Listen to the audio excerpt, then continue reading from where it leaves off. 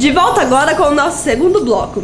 E assista agora ao quadro Trabalho de Mesa, uma parceria do Grupo HP de Teatro e a equipe teatral Confins Artísticos de Brasília. Olá, gente! Sejam bem-vindos ao Trabalho de Mesa, o seu programa replicante ou monolítico de teatro na internet.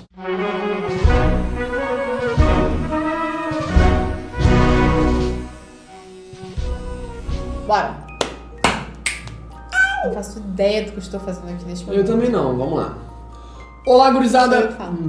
Esse, na verdade, é a continuação dos vídeos do oferecimento da máquina que matava fascistas aqui pro Trabalho de Mesa. Pra quem não sabe, tá meio perdido, por favor, clica nos vídeos aqui do lado pra você poder entender todo o processo e o que é que a gente tá fazendo com esse oferecimento da máquina que matava fascistas diretamente pra você que assiste o nosso programa. Hoje a gente vai continuar falando sobre as fontes inspiradoras da criação do espetáculo A Máquina que Matava Fascistas. Hoje a gente vai falar sobre mais dois filmes, o Blade Runner e o 2001, Uma Odisseia no Espaço. Já que o espetáculo tem essa abordagem sobre o futuro, sobre a liberdade e o que nos espera lá pra frente, essas duas obras, né, são absolutamente importantes. Elas não só são um marco e divisor de águas do próprio cinema, mas elas também são marcos do gênero, né? Assim, você tem a criação da ficção científica praticamente na mão do Stanley Kubrick, que foi com 2001, Uma Odisseia no Espaço, e é um filme absolutamente maravilhoso, assim, e é um filme muito difícil.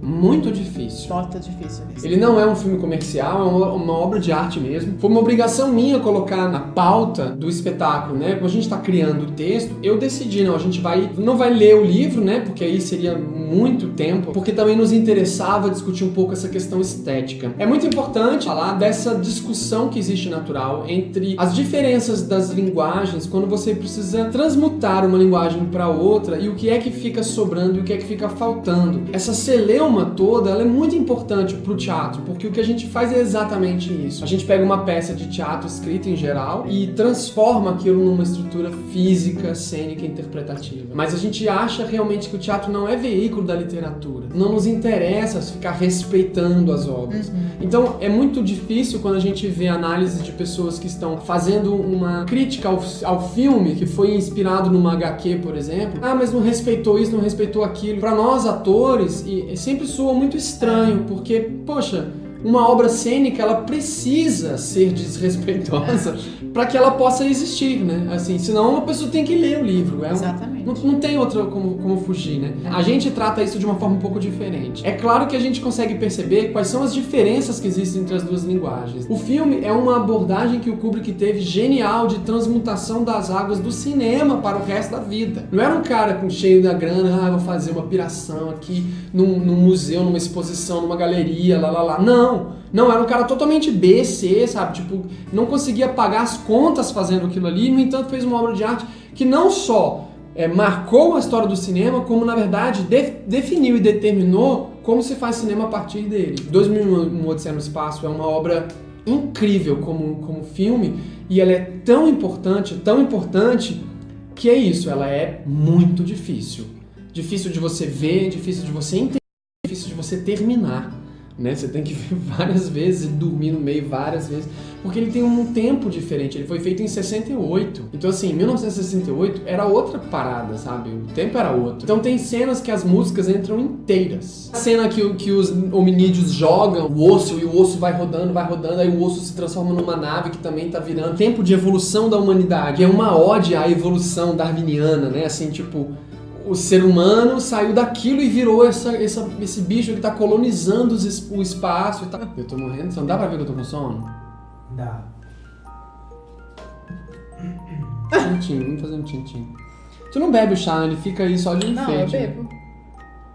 Tanto que o George Lucas super se inspirou, e não só o George Lucas, mas vários outros artistas importantes e diretores importantes se inspiraram nessa ideia de você fazer uma opereta clássica, né? Porque todas as histórias, por exemplo, Star Trek, que é um pouco antes, aquelas ficções científicas de 1920, 30 e 40, né? que tinham tanto de revistinhas e depois foram pro cinema com aqueles mágicos. Todas essas histórias, elas não eram científicas mesmo, sabe? Elas só eram uma ficção fantasiosa, assim. O 2001 Odisseia no Espaço é uma ficção científica mesmo. E aí, sobre esse gênero da ficção científica, todos eles são muito mais metafóricos do que propriamente de enredo, digamos assim. Tipo, a história não é tão importante. O importante é o conceito que está por detrás das histórias. E por isso a gente usou esses tipos de filmes para basear a nossa peça. Nos interessa não meramente o que a peça vai falar, mas o recado que ela vai deixar ao final. Que é o que me parece que a ficção científica tentou desde sempre colocar, né? Com a Viagem para o Centro da Terra, o Planeta dos Macacos.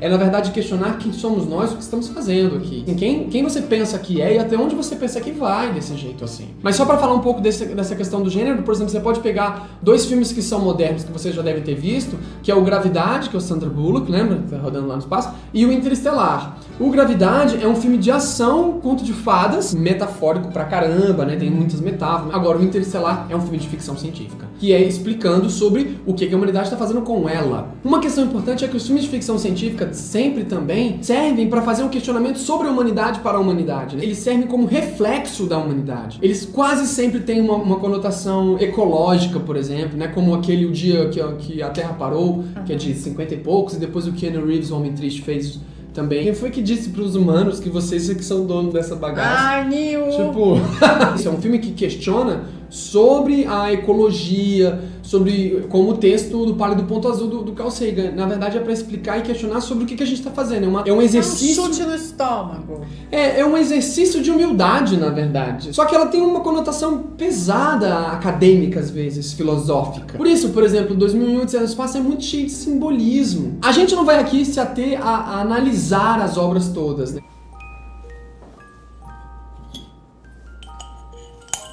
Bom, Blade Runner é um filme de ficção científica, né? Como o Gustavo já falou. Ai, olha só, Ricardo.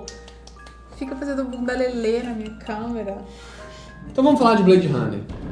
Blade Runner é uma obra de ficção científica e é considerada uma das principais obras de ficção científica da história do cinema. Diferente de muitos filmes de ficção científica que fazem essa previsão do futuro, em que é tudo clean, branco, né? Em que as coisas acontecem sozinhas, tipo, você fala e as coisas praticamente acontecem. O Blade Runner é uma proposta assim, é um tapa na nossa cara, porque o filme se passa em Los Angeles, né? No futuro, em 2019. E você viu que é engraçado? Porque eles pensam que no futuro o mundo vai estar invadido por chineses. E eles estão certo! É tudo destruído, a estética toda escura, tá sempre chovendo, não tem mais sol. A estética do filme é muito vinculada ao modo de produção também, né? Sim. Tem umas histórias legais que, por exemplo, os carros voam, né? Porque todo mundo quer que o carro voe no futuro. Até agora a gente não viu nada, né? E era old school, né? Os caras fizeram esse filme sem grana nenhuma, não tem nenhuma computação. Aliás, não existia computação gráfica. O cenário era muito legal, os takes do cenário eram muito legais, maquete. É tudo maquete, é tudo de verdade. Cara, você pegaram um carro, suspende o carro e empurra o carro na cordinha. Só que não dá pra depois você apagar o cabo como se faz hoje, entendeu?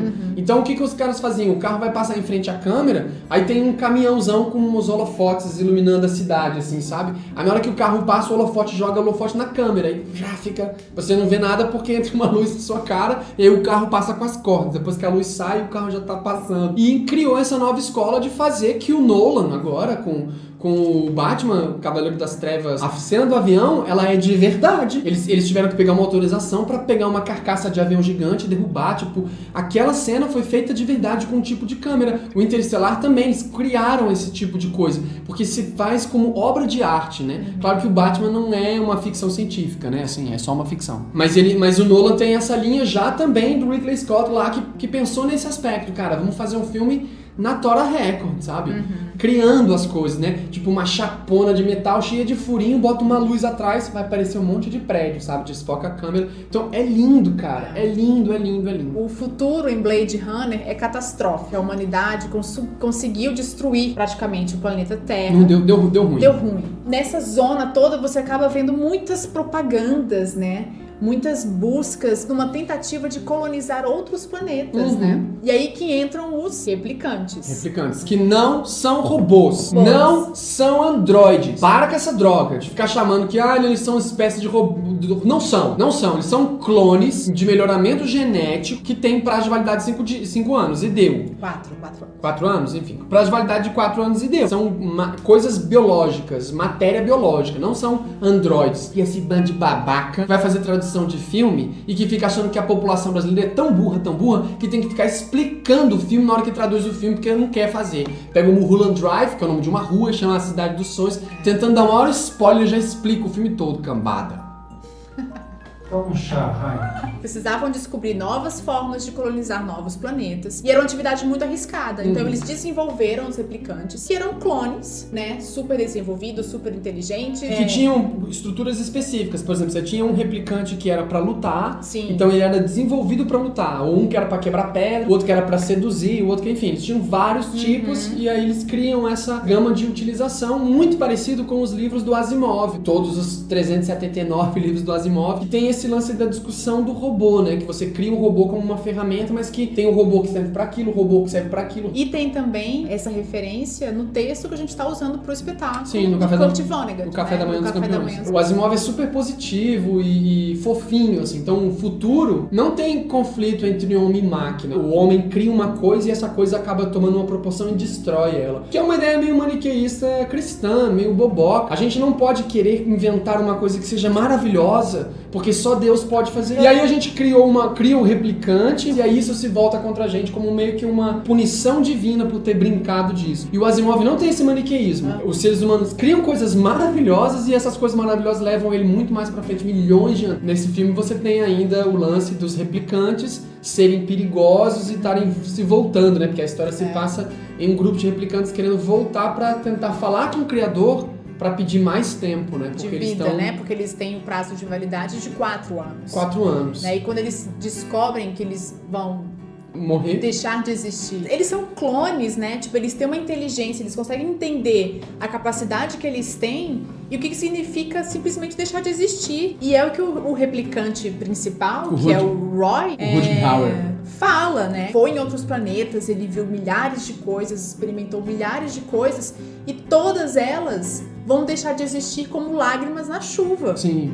Né? Porque ninguém tem aquele conhecimento além dele. E essa é uma metáfora pra nossa vida, né? Por isso que a gente usou a ficção científica como base referencial pra criação do nosso espetáculo. O replicante, né, que o Rutger Hauer interpreta, ele tá querendo achar o ponto de humanidade nele, né? Buscar mais. E ele se lamenta de, tipo, todas as coisas que ele viu e tudo que ele viveu vai desaparecer. E é isso que a gente sente, né? Por isso a gente também cria Deus, por isso a gente também acredita que vai ter uma ressurreição, por isso que a gente acredita no Espírito, porque a gente não aguenta a ideia de que todas essas coisas que a gente faz simplesmente vão deixar de existir. São finitas, né? E não tem sentido segurar. Não adianta, vai acabar e é isso aí. É um detetive que é humano, tá buscando um cara que não é um humano, que é um replicante e que tá buscando viver mais, que é uma coisa absolutamente humana. Tem 2 passagens desse filme que são maravilhosas pra nossa história. A primeira cena, que é o teste que eles fazem, né?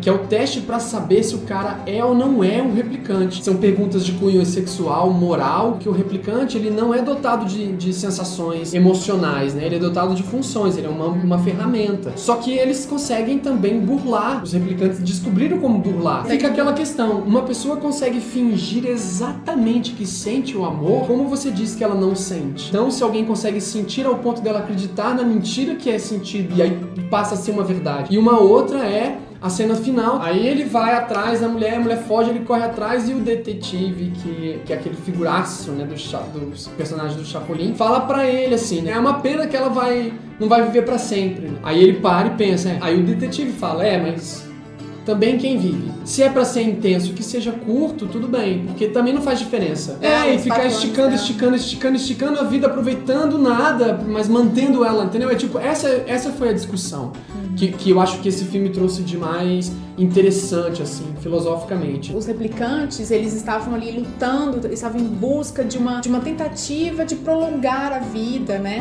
E os seres humanos também estavam em busca de alguma coisa, mas a gente via um estado de de desânimo, de Sim. abandono, de não saber o que está fazendo ali, pra onde ir, o que fazer, tipo, naquela cidade toda fudida. É como diz no Palio do Ponto Azul, né? Esse é o único lar que nós conhecemos. Isso nos mostra a obrigação moral que nós temos de tratarmos bem uns aos outros, porque aparentemente é aqui que é o nosso lar, é a terra, é o lugar que a gente tem. Mas o que o espetáculo tem como ponto é isso, são serviços num futuro ou sistemas tão introjetados de corrupção e de problema que vão se repetir independente de você ir pro passado ou pro futuro, né? Se você é servidor público e está se sentindo ofendido, fale como foi a sua experiência sendo público em outros serviços públicos.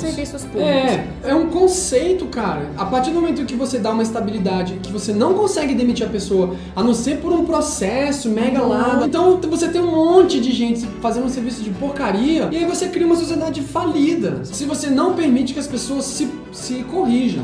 Entendeu? Se eu sou mal atendido, eu vou e denuncio esse cara, não compro nesse lugar, ou então não pego mais o certificado naquele lugar. Mas acontece que eu só posso lidar com a CAESB, que é a única empresa que oferece água pra cá. Se eles fazem um mau serviço, eu como população não tenho o que fazer, eu tenho que ir nesse sistema, eu preciso da água. Se eu pudesse ir em outro, eu ia em outro, porque a CAESB é uma bosta. E aí a CAESB ia deixar de ter cliente, e aí ela ia falir. Ou iria melhorar. Ou teria que melhorar se ela não tava querendo falir, entendeu? Então é uma estrutura que precisa ser assim. Então, no Blade Runner, você tem essa sociedade que chegou nesse resultado. Então, a gente está usando isso como ponto de referência. Até que ponto os serviços e os políticos estão analgesiando a população e transformando as pessoas em blocos biológicos, burocráticos, de bater carimbo e de responder o que precisa ser respondido. Foi. Até que ponto a gente vai conseguir fazer com que a humanidade evolua a partir daí, né? Porque o sistema é a máquina que mata os fascistas. Confira. Muito obrigado a todos por terem assistido o vídeo até aqui. Se você concorda com alguma coisa que a gente falou, por favor, deixa aqui nos comentários. Se você discorda, achou ruim, também deixa nos comentários. Dá aquele likezinho, aquele joinha. Não te atrapalha em nada, é muito rápido pra nós, ajuda pra caramba esse trabalho de divulgação. Não se esqueça de se inscrever no nosso canal, isso é muito importante, que aí você recebe todas as nossas atualizações. A gente quer agradecer a equipe do Trabalho de Mesa, né, que tá dando esse suporte pra gente poder montar esse espetáculo aqui através de vocês. Muito obrigado. E se você não conhece o que é o Trabalho de Mesa e tá a fim de saber que trabalho de mesa é esse, é um programa de teatro pra internet que já tá na 3ª temporada. Então você pode clicar aqui ou aqui pra ver um compêndio e saber um pouco mais sobre todas as nossas feituras de teatro para a internet. Muito obrigado a todos e até mais. Hello.